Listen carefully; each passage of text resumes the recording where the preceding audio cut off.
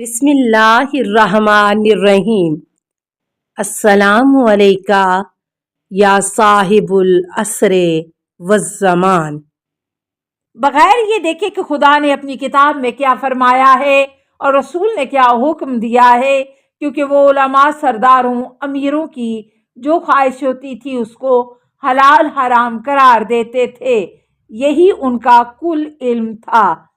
ایسے تمام لوگ علماء جو امیروں کی مرضی پر حلال حرام قرار دیں، یہودی عالموں راہبوں کی طرح ہیں جو اپنی بری خواہشوں کے غلام ہیں اور ہلاکتوں کے سردار ہیں۔ امام محمد تقی علیہ السلام از فروع کافی جلد 8۔ کس کی تقلید کی جائے؟ علماء فقہا میں سے جو شخص اپنے آپ کو دنیاوی اغراض سے بچانے والا ہو، اپنے دین کی حفاظت کرنے والا ہو، اپنی بری خواہشوں کی مخالفت کرنے والا ہو، اپنے مالک کی اطاعت کرنے والا ہو، تو عوام کو چاہیے کہ اس کی تقلید کریں، اس کے فتووں پر عمل کریں۔ مگر ان صفات کے مالک ہمارے صرف چند علماء فقہا ہی ہیں، سب نہیں۔ امام حسن عسکری علیہ السلام از احتجاج طبرسی جلد 2۔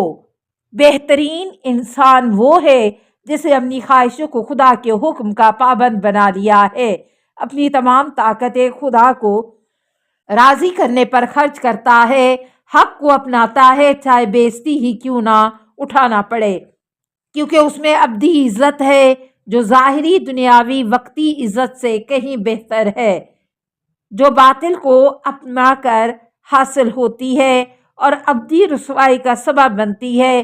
وہ چاہتا ہے کہ حق کے راستے پر قائم رہنے سے تھوڑی تکلیف ضرور ہوتی ہے، مگر یہی ابدی نعمتوں کے پانے کا سبب ہے۔ ایسا انسان بہترین انسان ہے۔ ایسے آدمی کے ساتھ مل کر رہو، اس کے کردار کو اپناؤ، ایسے شخص کی کوئی دعا رد نہیں ہوتی۔ امام زین العابدین علیہ السلام از بہار جلد 2۔ قمار، جوا، شراب۔ لوگ آپ نے شراب اور جوئے کے بارے میں پوچھتے ہیں تو فرما دیجئے کہ ان دونوں میں بڑا گناہ ہے، اگرچہ ان میں سے لوگوں کے لیے کچھ فائدہ بھی ہے، مگر ان کے فائدے سے ان کا نقصان بہت زیادہ ہے۔ قرآن سورہ بقرہ آیت نمبر 219۔ بے شک شیطان چاہتا ہے کہ تمہارے درمیان شراب اور جوئے کے ذریعے دشمنیاں پیدا کر دے اور اس طرح تم کو اللہ کے ذکر اور نماز وغیرہ سے روک دے، تو کیا تم ان سے رک جاؤ گے؟ قرآن سورہ مائدہ 90-91۔ ہر وہ کھیل جس میں شرط لگائی جائے وہ جوا ہے۔ امام رضا علیہ السلام از بہار جلد 79۔ شطرنج کے بارے میں فرمایا کہ مومن بیہودہ کھیلوں سے دور رہتا ہے۔ امام محمد باقر علیہ السلام از بہار جلد 79۔ جو چیز ذکر الہی سے غافل کر دے اس کا شمار بھی جوئے میں ہوتا ہے۔ حضرت علی علیہ السلام از بہار جلد 79۔ جب امام حسین علیہ السلام کا سر شام لایا گیا تو یزید نے اس پر دسترخوان بچھایا اور اس پر اپنے ساتھیوں کے ساتھ کھانا کھاتا اور جو کی شراب پیتا، پھر شطرنج کھیلتا، پھر امام حسین علیہ السلام کے اجداد کا نام لے لے کر ان کا مذاق اڑاتا۔ جو شراب بچ رہتی وہ اس تشت کے چاروں طرف زمین پر اونڈیل دیتا۔ اس لیے اب جو شخص ہمارا شیعہ دوست ہے اس کو شراب اور شطرنج کھیلنے سے دور رہنا چاہیے۔ امام رضا علیہ السلام از بہار جلد 104۔ خدا کی رحمت سے نا امید ہونا۔ بے شک کافروں کی سوا اللہ کی رحمت سے کوئی مایوس نہیں ہوتا۔ قرآن سورہ یوسف۔ مجھے اس شخص پر تعجب ہے کہ خدا کی دی ہوئی استغفار کی گنجائش کے باوجود مایوس ہو جاتا ہے۔ حضرت علی علیہ السلام از شرائع ابی الحدید جلد 18۔ جب تک توبہ کا دروازہ کھلا ہے اپنے گناہوں کی وجہ سے خدا سے مایوس نہ ہو۔ حضرت علی علیہ السلام از بہار جلد 78۔ وہ گناہگار خدا سے قریب ہے جو اللہ کی رحمت کا امیدوار ہے۔ حضرت علی علیہ السلام از کنز الاعمال مالک میری امیدیں کبھی تیرے کرم سے مایوس نہ ہونے پائیں۔ دعا حضرت علی علیہ السلام از بہار جلد 94۔ حدیث قدسی: میں اپنے نافرمانوں کو بھی اپنی رحمت سے مایوس نہیں کرتا اگر وہ توبہ کر لیں، یعنی عملاً گناہ چھوڑ کر میری اطاعت کرنے لگیں تو میں ان کا دوست بن جاؤں گا۔ پھر وہ اگر مجھ سے دعا مانگیں گے تو میں قبول کروں گا۔ پھر وہ اگر میری اطاعت کرے گا تو وہ میرا مہمان ہوگا۔ میرا شکر کرے گا تو میری نعمتوں میں اضافوں کے مزے لے گا۔ حدیث قدسی از بہار جلد 77۔ صحیح معنوں میں عقل مند وہ ہوتا ہے جو لوگوں کو خدا کی رحمت سے نہ تو مایوس کرے اور نہ انہیں اللہ کی سزاؤں سے بالکل بے خوف اور مطمئن کر دے۔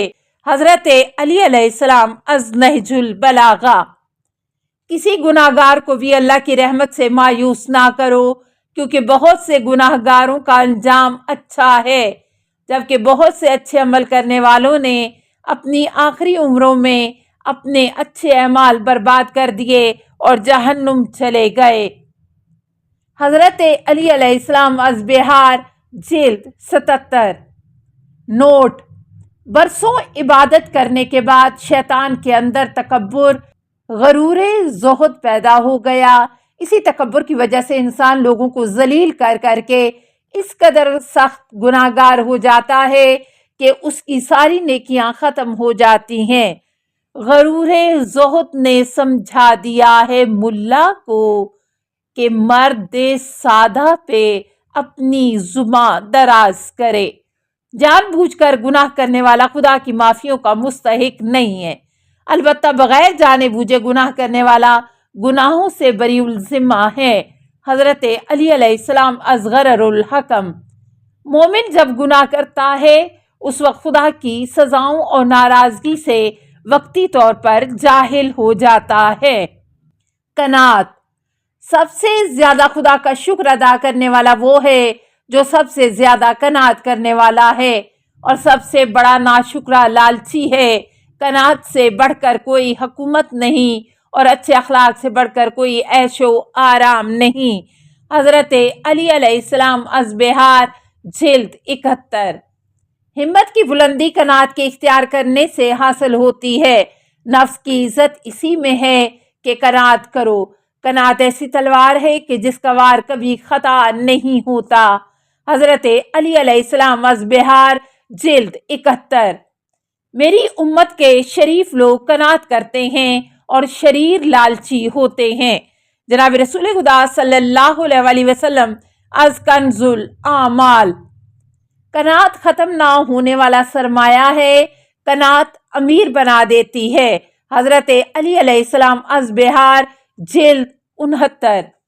کوئی خزانہ قناعت سے زیادہ بے فکر و بے نیاز کرنے والا نہیں۔ حدیث قدسی: میں نے دولت مندی کو قناعت کے اندر رکھا ہے، جبکہ لوگ اس کو مال کے زیادہ کرنے میں تلاش کرتے ہیں، اس لیے حقیقی دولت مندی کو نہیں پاتے۔ حدیث قدسی از بہار جلد 78۔ اپنے سے کم دولت والوں اور عزت والوں کو دیکھو، کیونکہ یہی چیز تم کو خدا کی تقسیم پر راضی اور قانع کر دے گی۔ امام جعفر صادق علیہ السلام از بہار جلد 78۔ جب تک حرص کا خاتمہ نہ کیا جائے قناعت حاصل نہیں ہو سکتی۔ حضرت علی علیہ السلام از غرر الحکم: جو عقل سے کام لیتا ہے وہ قناعت کرتا ہے۔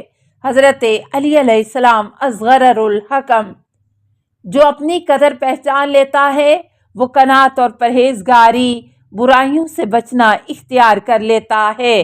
حضرت علی علیہ السلام از غرر الحکم: قناعت کا نتیجہ عزت مانگنے سے بچنا، ذہنی جسمانی راحت، بے غمی اور اپنے نفس کی اصلاح ہے۔ حضرت علی علیہ السلام از غرر الحکم۔